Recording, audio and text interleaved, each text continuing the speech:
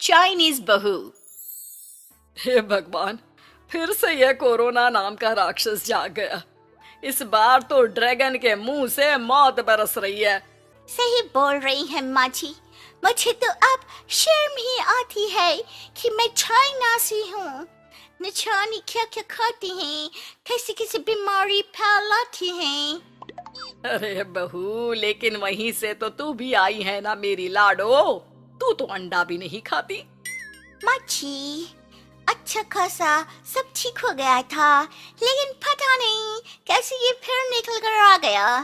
काश चाइना वालों को थोड़ी सी और अकल होती तो आज हम लोगों से अपने यूं जुदा ना हो रहे होते। कोरोना की नई लहर से देश में हो रही मौतों और घर में बंद रहने के कारण हमारी चाइनीज बहू बहुत दुखी होती है।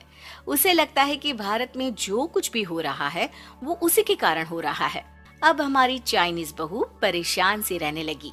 अरे क्या बात है मेरी चाइनीज गुड़िया, आज तू एक्सरसाइज नहीं करेगी? अरे ना तो तूने जूस पिया है। क्या हो गया लाडो? कुछ नहीं मम्मी जी, बस अच्छा नहीं लग रहा। लोग मर रहे हैं और मैं जूस पीऊं।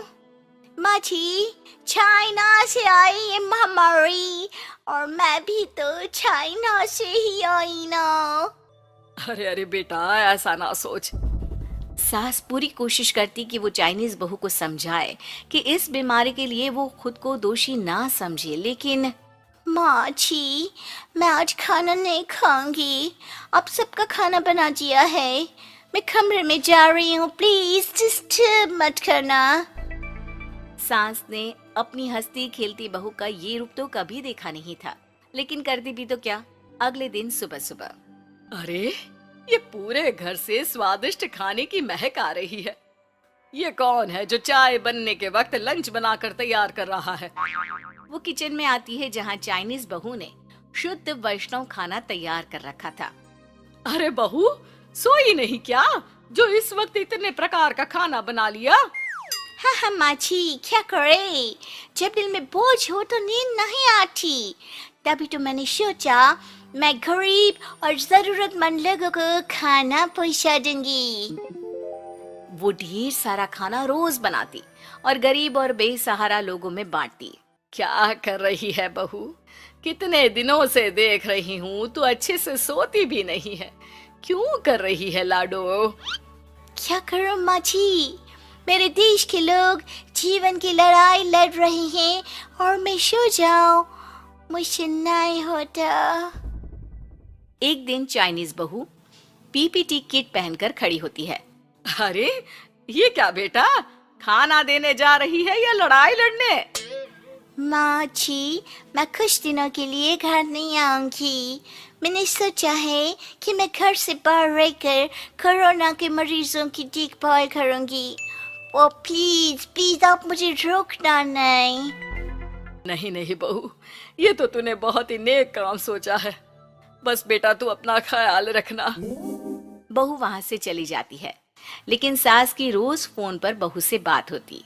घर पर क्या है माँ, क्यों भेज दिया तूने उसे? बाहर कितना खतरा है, उसे कुछ हो गया तो? अरे बिल्कुल चिंता ना कर, उसने सारे नियम कायदे को फॉलो किया है। अरे वो बिल्कुल ठीक रहेगी। और अगर मैं उसे मना कर देती ना तो उसकी अंतरात्मा उसे सोने नहीं देती। तू तो सारा दिन घर से ऑफिस का काम करता, लेकिन मैंने देखा है उसे कितना परेशान रहती थी कुछ दिनों से। हाँ वो भी है। उधर चाइनीज बहू लोगों का खूब ख्याल रखती, उन लोगों तक खाना पहुंचाती, उनके बच्चों की देखभाल करती। एक दिन बहू अपनी सोशल साइट देख रही थी तो उसे दिखता है कि एक आदमी ने बच्चों की देखभाल के लिए पोस्ट डाली है। बहू उसे फोन करती है। मैं आपकी कोई मदद कर सकती हूँ, प्लीज बताओ। दूसरी तरफ से आवाज आती है। मैं और मेरी बीवी दोनों ही कोरोना से पीड़ित हैं। हम लोगों के बच्चों को देखने के लिए कोई नहीं है। प्लीज हमारी मदद करो।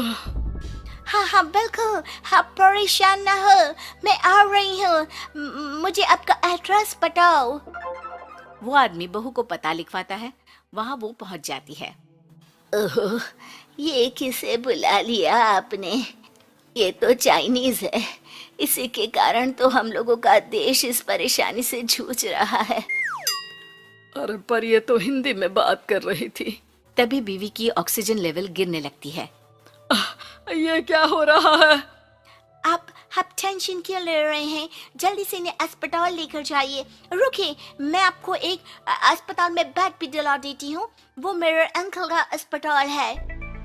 चाइनीज बहू फोन पर बात करके उन लोगों को बेड दिलाती है, जहाँ पति की भी तबीयत खराब हो जाती है और दोनों को बेड दिलाकर बहू घर में बच्चों की पूरी देखभाल करती है।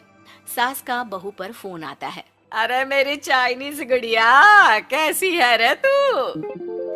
अरे माँ, पीछे की गली में ही हूँ मैं। वो खालिया लोग है ना, उन दोनों हस्बैंड वाइफ को कोरोना हो गया था। मैंने उन लोगों को श्रीवास्तव अंकल के अस्पताल में भर्ती करवा दिया है और अब मैं माँ जी उन दोनों बच्चों का ख्याल रख रही हूँ। अरे जीती रे बेटा, कोई जरूरत हो तो बता देना। नहीं नहीं माँ जी, सब कंट्रोल में है। बस इन बच्चों के माँ बाप ठीक होकर घर आ जाए। अच्छा माँ, इन लोगों के घर का फोन बज रहा है, मैं आपको थोड़ी देर बाद कॉल करती हूँ। लैंडलाइन में घर के मालिक का फोन था। हम लोगों की जिंदगी का कोई भरोसा नहीं है। यहाँ इलाज महंगा है और हम लोगों के पास पैसे नहीं है। जितना इलाज हो सकेगा उतना ही होगा। हमारे बाद प्लीज आप हमारे बच्चों को संभाल लेना। नहीं नहीं, ऐसे मत बोलिए, मैं अस्पताल वालों से बात करती हूँ। बहू अपनी बैंक से अस्पताल वालों को पैसे दे देती है और फोन पर कहती है, मैंने आप लोगों के अकाउंट में पैसे डाल दिए हैं। इन दोनों का अच्छे से इलाज होना चाहिए। पैसे की जरूरत होगी तो मैं और डाल दूंगी। सारा दिन बहू कोरोना पेशेंट के बच्चों को देखती, रात में ढेर सारा खाना पैक करके जरूरतमंदों में बांटती। सोशल साइट्स के जरिए भी वो लोगों से जुड़कर उनकी मदद करती। फिर एक दिन घर का मालिक और उसकी बीवी ठीक होकर घर आ जाते हैं। आपका बहुत बहुत शुक्रिया, मैं आपकी पाई पाई लौटा दूंगा। भाई नहीं, पैसा दिया था, लेकिन वो जब आप बिल्कुल ठीक हो जाना तो क्षमा कर दे देना, कोई बात नहीं। दोनों पति पत्नी चाइनीज बहू का शुक्रिया अदा करते हैं। आप तो हम लोगों के लिए भगवान की तरह है, आपका बहुत बहुत शुक्रिया। चाइनीज बहू बहुत खुश हो जाती है। वो घर आकर सास को पूरी बात बताती है। देख मेरी चाइनीज गुड़िया, तुझे चाइना का होने पर अफसोस था ना, लेकिन तूने सच्चे दिल से लोगों की सेवा करके ये बता दिया कि बेटी कहीं की भी क्यों ना हो, ससुराल आकर वो ससुराल के रंग में ही रंग जाती है। अब तो तू मेरी भारतीय बहू है। हाँ।